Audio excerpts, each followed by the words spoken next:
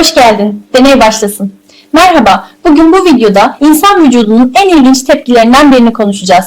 Konumuz tüylerin neden diken diken olduğu. Soğukta, korkunca ya da müzik dinlerken vücudumuz neden böyle tepki veriyor? Bunu birlikte keşfedeceğiz. Bakalım neden ürperiyoruz? Soğukta ya da korkunca tüylerin diken diken oluyor ya. Bu arektör pili denen minik kasların işi. Soğuk hissedince kasılıyorlar, tüyü kaldırıyorlar. Eskiden bu sıcak kalmamıza yardım ediyordu. Şimdi işe yaramıyor ama yine de havalı duruyor. Ortam buz gibi ama deney devam ediyor. Soğukta tüylerin kalkmasının nedeni vücudun ısıyı tutmak istemesidir. Tüyler dikleştiğinde deri ile hava arasında ince bir sıcak tabaka oluşur. Artık fazla tüyümüz olmasa da bu refleks hala çalışır ve ürperme hissi oluşur.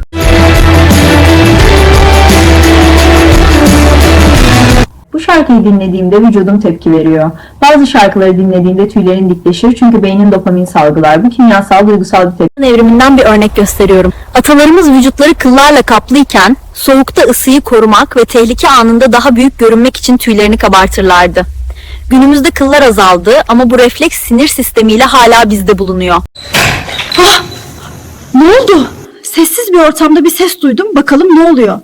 Korktuğumuzda vücut adrenalin salgılar. Bu madde kalp atışını hızlandırır, kasları uyarır ve tüylerin dikleşmesine yol açar. Bu tepki savaş ya da kaç mekanizmasının bir parçası. Nasıl kalkıyor mikroskobik olarak inceleyelim. Derimizin altında arektör pili adı verilen küçük kaslar var. Bu kaslar soğukta ya da korktuğumuzda kasılıp tüyleri yukarı çekiyor. Sinir sistemi onlara otomatik sinyal gönderiyor. Biz istemesek de oluyor.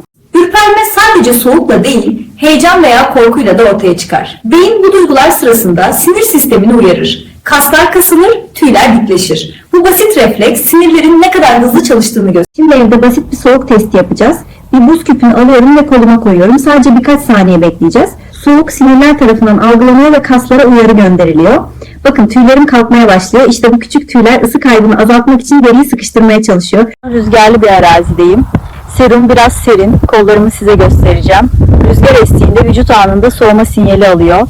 Sinir sistemi kaslara uyarı gönderiyor ve tüyler dikleşiyor. Bu sıcaklık değişimine karşı otomatik bir tepki. Bazen tüylerin aniden dikleşmesinin nedeni hormonlardır. Özellikle adrenalin ve norepinefrin gibi stres hormonları kasları uyarır. Bu maddeler hem kalp atışını hızlandırır hem de arektör pili kaslarını harekete geçirir. Bu vücudun anlık stres tepkisidir. Yüzlerin diken diken olur, nefesin hızlanır ve kalbin bir anlığına atladığını hissedersin. Bunun adı estetik ürperme. Beyin, karşısındaki güzelliği bir ödül gibi algılar, duygusal merkezler uyarılır. Bazı duygularda tüyleri kaldırabilir. Şaşırma, hayranlık veya nostalji anlarında beyin limbik sistemi uyarır. Bu duygusal tepki tıpkı korkuda olduğu gibi kaslara sinyal gönderir. Sonuç yine aynı olur. Tüyler dikleşir. Duyguların fiziğe nasıl dönüştüğünü hiç düşündün mü? Harika bir keşfi tamamladık. Bugün tüylerin neden diken diken olduğunu öğrendik. Deri altındaki küçük kaslar, sinir sistemi ve evrimsel mekanizmaların birlikte nasıl çalıştığını gördük. Eğer bu video hoşuna gittiyse beğenmeyi ve kanala abone olmayı unutma.